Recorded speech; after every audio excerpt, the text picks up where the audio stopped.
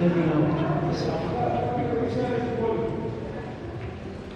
13, 14, 15, 16, 17, you actually know some of them very well. That one, the middle one, is I am invited that you are the without me, you have no life. That Eucharistic life, He sustains us. That's a branch that sustains by the way.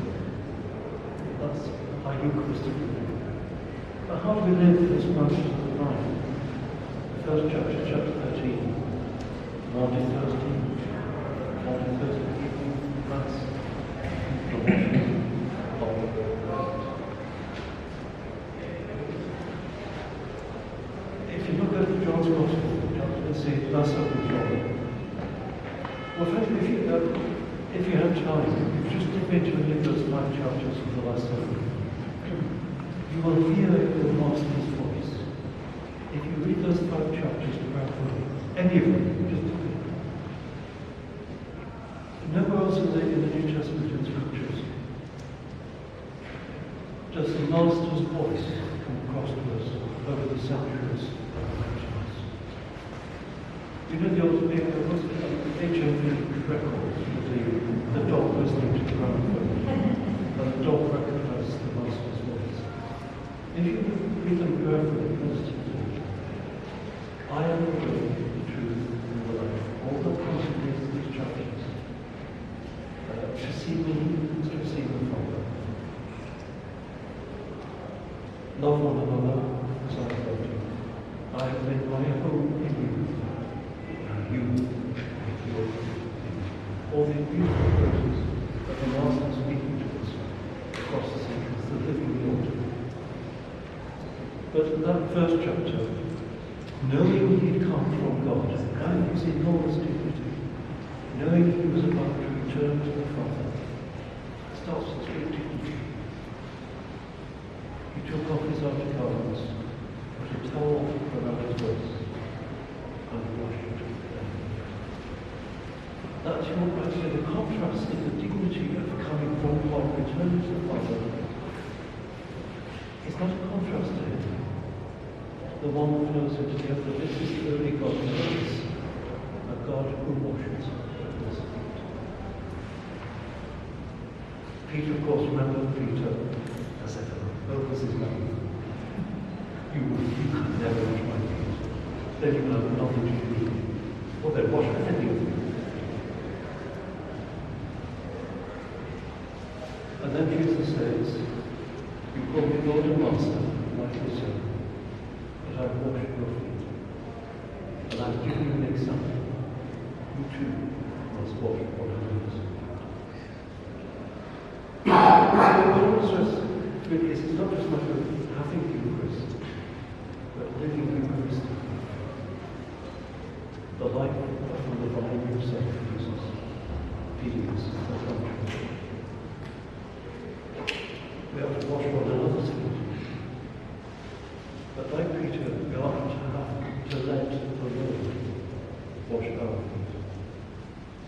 And sometimes if you're looking back over the past, and things you've done and things you should have done, things you said and things you should have said, you might keep your head cast down and afraid to lift it up before God. Or you might just look up to heaven. But sisters and brothers, look at your kneecaps. Look at your kneecaps. And see the Lord leading at your feet and looking into your eyes and watching your feet. This is the very Lord. There is the Lord. In the name of God.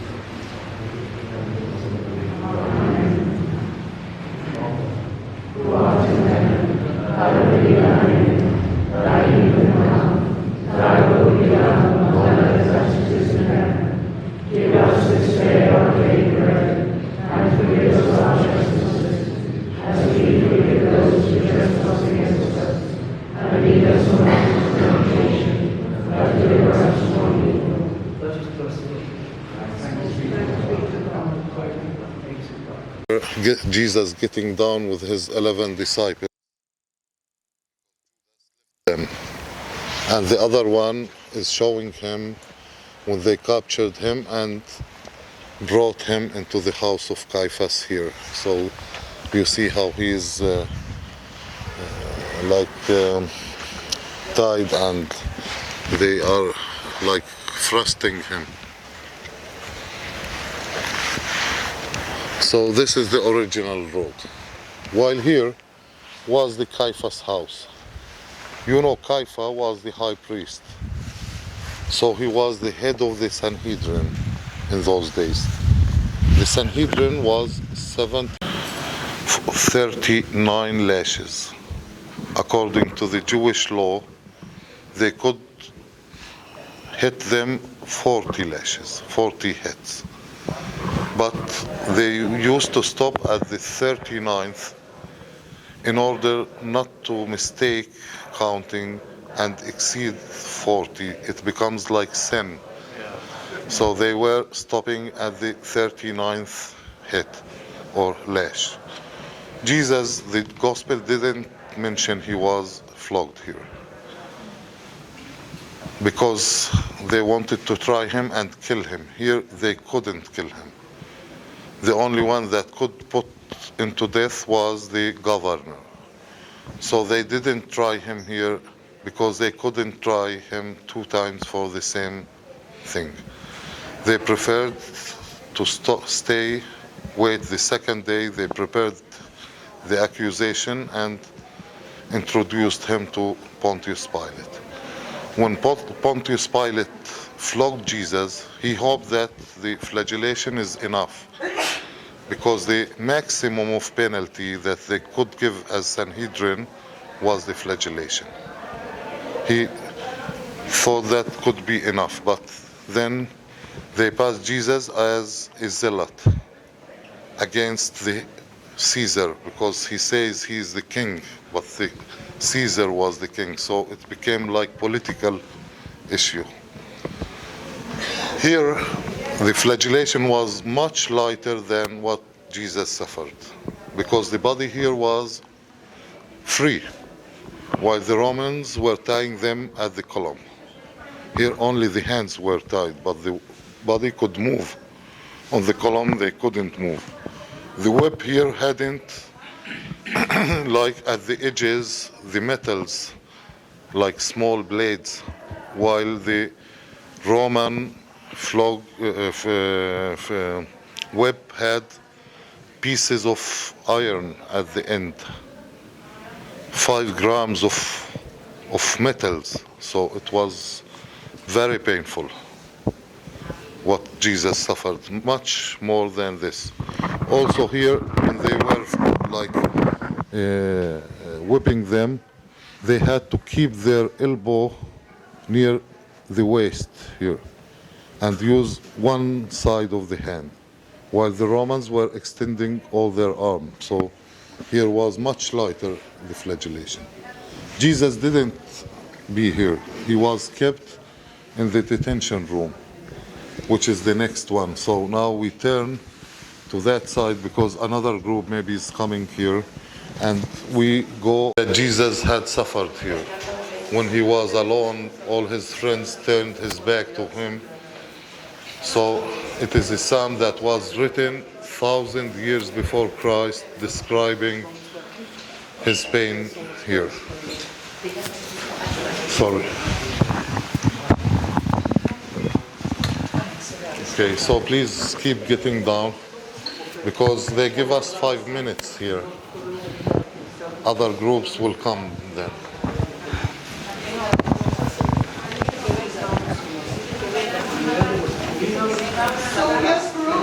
This is very important. Yes.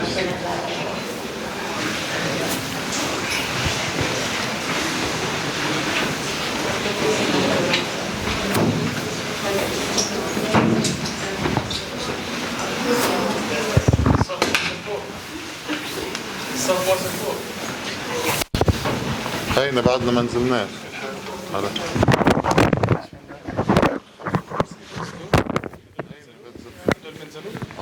هذا زاد ما اعرفش. انتوا وين جماعتك؟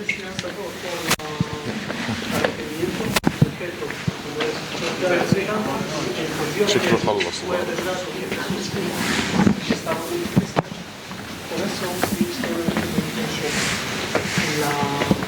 Keep getting down, please, because the others are behind us.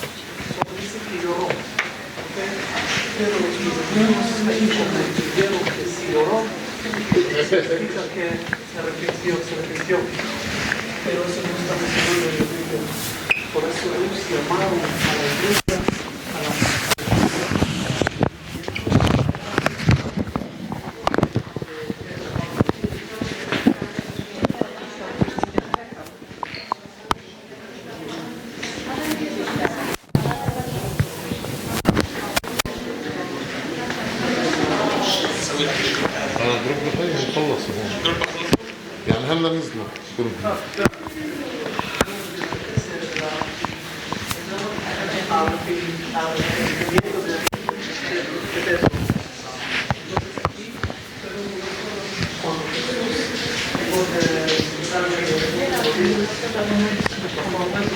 His prison.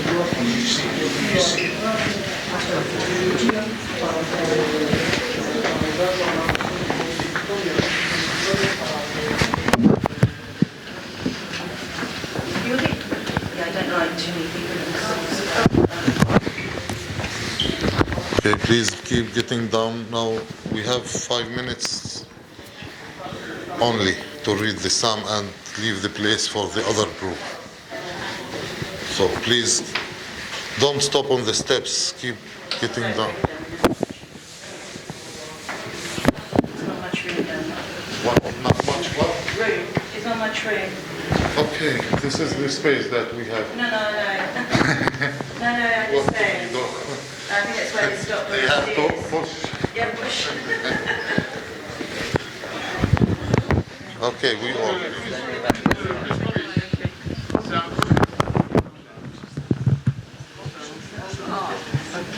Yes, Father. So, Father John asked me to say he's saving his knees. He asked me to say to you that, so the Psalms are the prayer book of ancient Israel. They're 150, they're like a toolkit of different.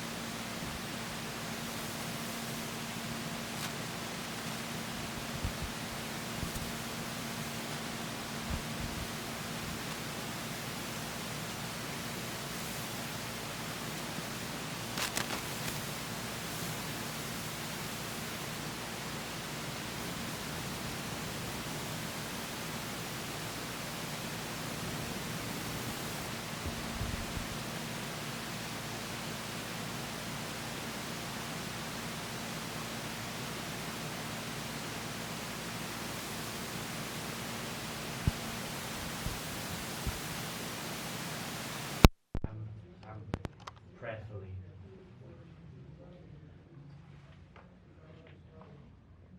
Lord my God,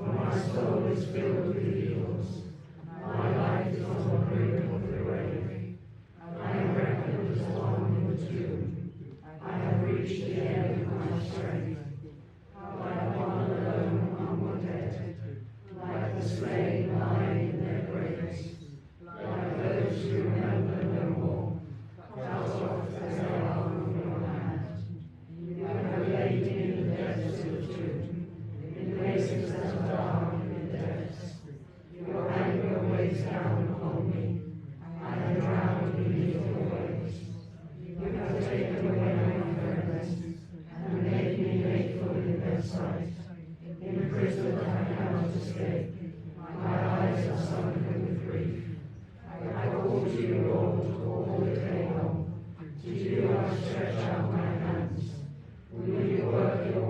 rose from the dead? Will the shades stand and praise you? Will your love be told in the grave, or your faithfulness among the dead? Will your wonders be known in the dark, or your justice in the land of the living? As for me, Lord, I hold you for help. In the morning my prayer comes before you. Lord, why do you reject me? Why do you hide your face? Wretched, close to death from my youth, I have borne your trials, I am numb. Your fury has swept down upon me. Your terrors have utterly destroyed me. They surround me all the day like a flood. They assail me altogether. Friend and neighbor, you can take them away. I will not companion in darkness.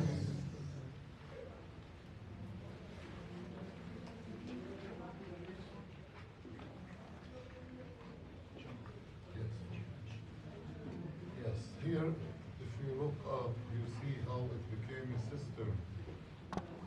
The Byzantines used this cistern to bless the water from the place where Jesus stopped the whole night.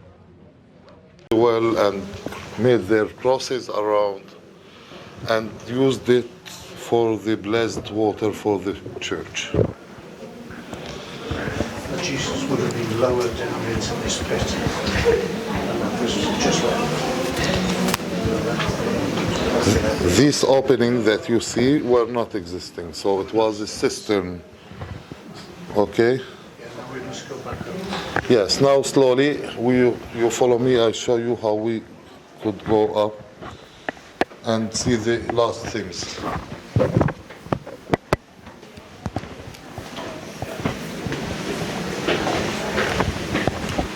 شكرا حبيبي.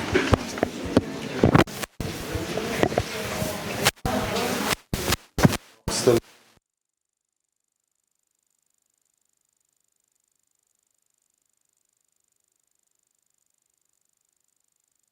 If you don't like to go to church itself, as you like, Yes. we could go through the steps, the inner steps.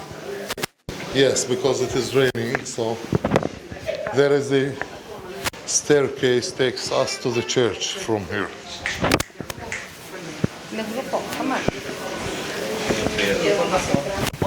No, pero digo que la tradición de que la piedra sobre la piedra.